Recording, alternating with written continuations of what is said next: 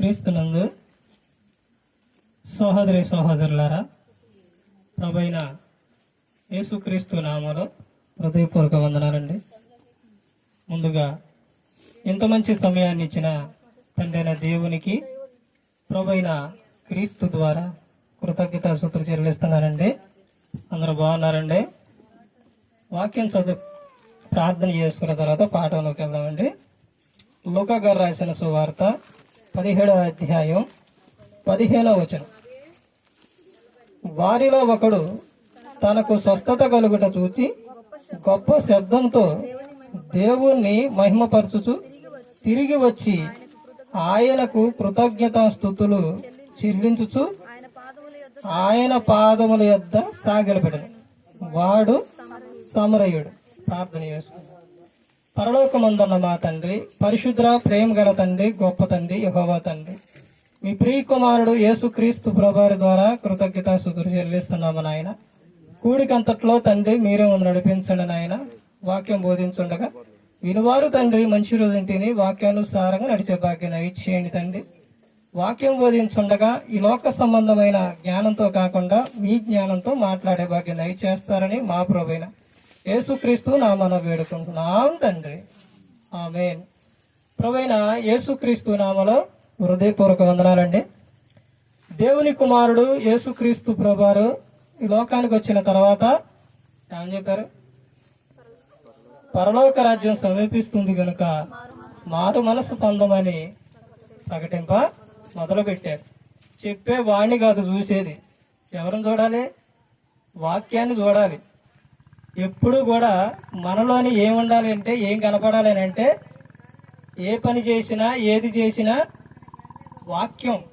దాన్నే అంటారు, ఏమంటారంటే ధ్యానించడం అంటారు. చెప్పింది అలా ఉందో లేదో చూసేదాన్నే ఏమంటారు?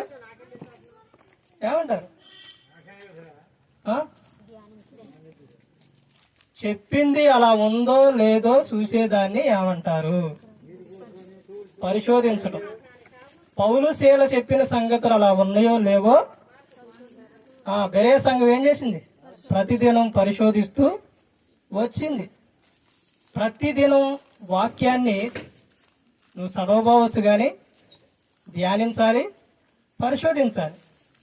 అంశం అనేది ఎక్కడికి వెళ్ళినా ఎక్కడ చెప్పినా కానీ అంశం, పాఠం పేరు అనేది ఉంటుంది. పిల్లలు చదువుకునే విషయాల్లో కానీ ఎక్కడైనా కానీ పాఠం పేరు అనేది ఉంటుంది. దేవుడు చేసిన మేలులకు ప్రతిగా ఆయనకు కృతజ్ఞతగా ఏం చేయాలి? దేవుడు చేసిన మేలులకు ప్రతిగా కృతజ్ఞతగా ఏం చేయాలి? ఈ కూడిక ఎందుకు పెట్టించారు? దేవుడు చేసిన మేలుకు ప్రతిగా కూడిక పెట్టించారు. మరి దేవుడు చేసిన మేలుకు కృతజ్ఞతగా నువ్వేం చేయాలి? ఏం చేయాలి? కూడిక అందుకే పెట్టించుకుంది. దేవుడు మేలు చేసిండు, మరి ఆ మేలుకు ప్రతిగా నువ్వేం చేయాలి? ఏం చేయాలో గ్రంథంలో నుంచి సహోదరుడు ఇచ్చిన సమయం, ఆ సమయంలోనే ముగిస్తాను. కొన్ని విషయాలు చెబుతాను, త్వరగా రాసుకోండి. లూకా గారు రాసిన సువార్త 17వ అధ్యాయం 15వ వచనం నుంచి 19వ వచనం వరకు చూస్తే అక్కడ 10 మంది ఏమయ్యారు? శుద్ధులయ్యారు. దేవుడు ఏం చేసిండు? స్వస్థత. తర్వాత దేవుడు చేసిన మేలు, ఆ మేలుకు వాళ్ళు ఏం చేశారు? కృతజ్ఞతాస్తుతులు చెల్లించారు. అందరూ చెల్లించరా? ఒక్కడే చెల్లించిండు. అలాగే దేవుడు చేసిన మేలులకు ప్రతిగా అందరూ కృతజ్ఞతాస్తుతులు చెల్లించరు. ఎక్కడో ఉంటారు. చాలా వరకు ఏం చేస్తుంటారు? మరిచిపోతారు. వ్యక్తి సహాయం అన్న కొన్ని రోజులు గుర్తు పెట్టుకుంటారు, కానీ దేవుడు చేసిన మేలు మాత్రం ఎక్కువ రోజు గుర్తు పెట్టుకోరు. ఆయనకు కృతజ్ఞతాస్తుతులు చెల్లించరు, తర్వాత మర్చిపోయేవారిగా ఉంటారు.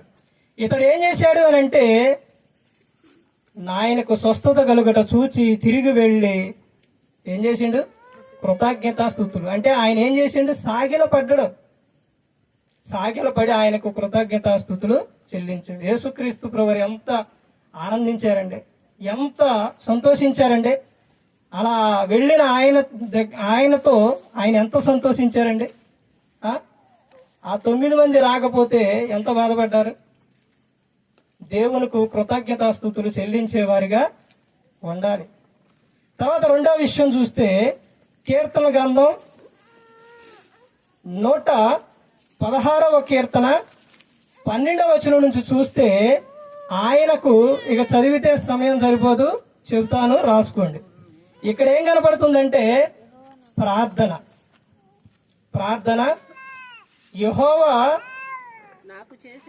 నాకు చేసిన ఉపకారములన్నిటికీ నేను ఆయనకు ఏం చెల్లిస్తును అని అక్కడ చెబుతూ కిందే చెబుతున్నారు. ఏమనంటే, రక్షణ పాత్ర చేత పట్టుకొని యెహోవా నామమున ప్రార్థన చేసేదని. ఆయన చేసిన మేలులకు ప్రతిగా ఆయనకు ఏం చేయాలంటే, రక్షణ పాత్ర అనగా వాక్యం, దీన్ని పట్టుకొని నువ్వేం చేయాలంటే ప్రార్థన చేయాలి. వాక్యాన్ని చదవాలి, చదివి నువ్వు ప్రార్థన చేయాలి, దేవునితో మాట్లాడుకోవాలి, దేవుడు నీతో మాట్లాడాలి.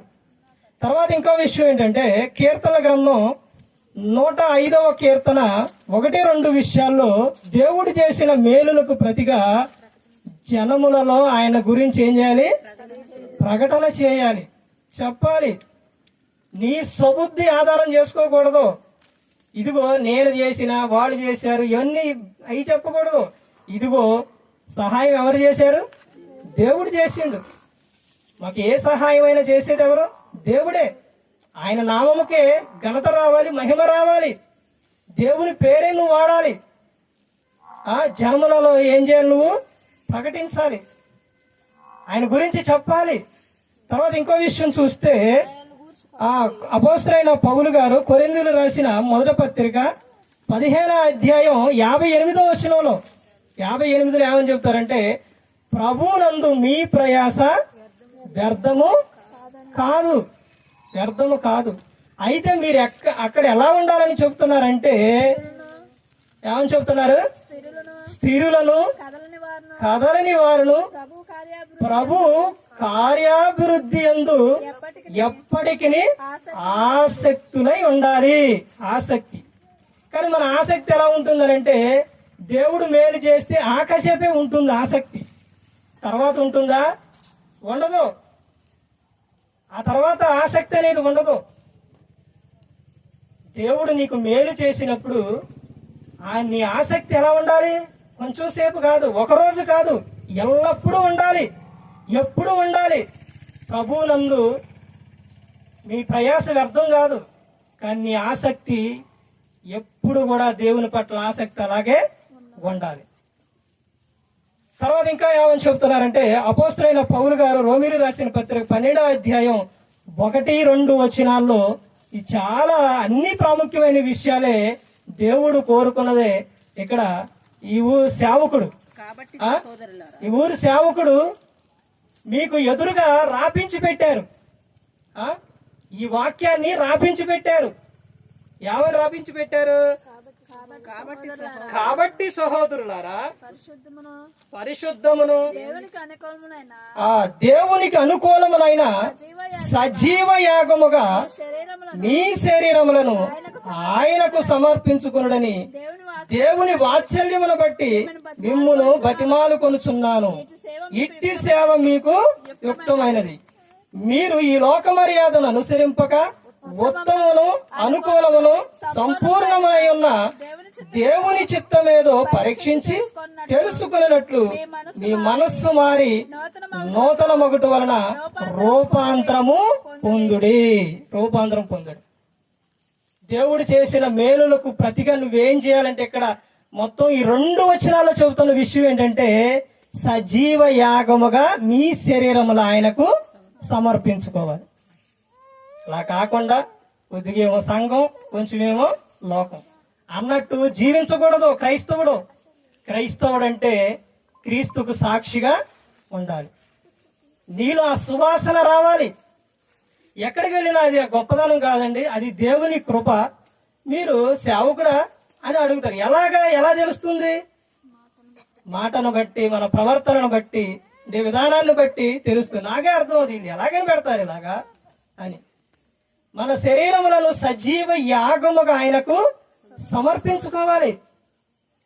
అపోస్తలుడైన పౌలు గారు బతిమాలుకొనుచున్నారు, మీరు రూపాంతరం చెందాలి అని కోరుకున్నారు. ఒక సేవకుడు కోరుకునే విధానం ఇదేనండి.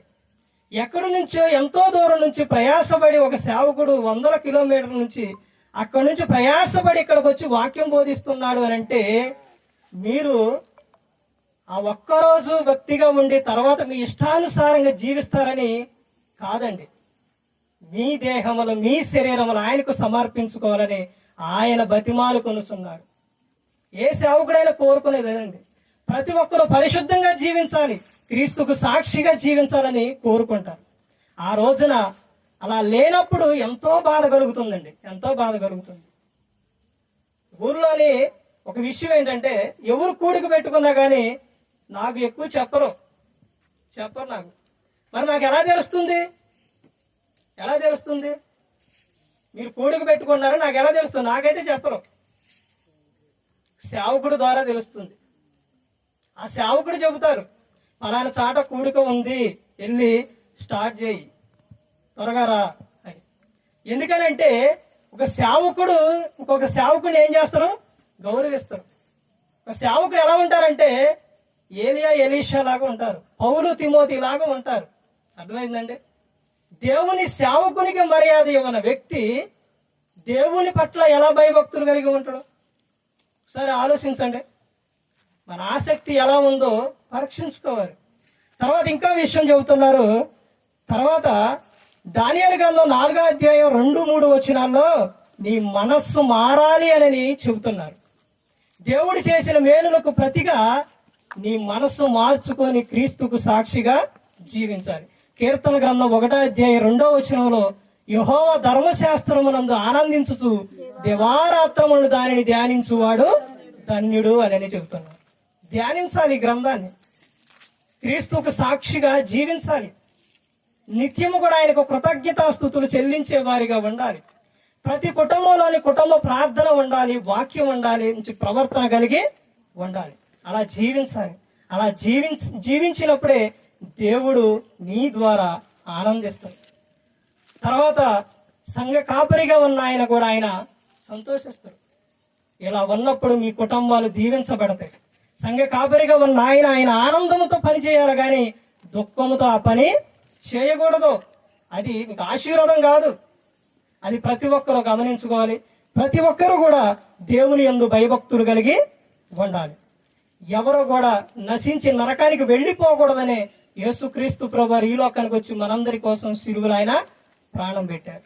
ప్రతి ఒక్కరు కూడా దేవుని యందు భయభక్తులు కలిగి పరిశుద్ధాత్ముడు మాట వింటూ హృదయ శుద్ధిని కాపాడుకుంటూ క్రీస్తును పోలి నడుచుకున్నప్పుడు ఈ లోకం విడిచిన పరలోకానికి చేరుకుంటారు.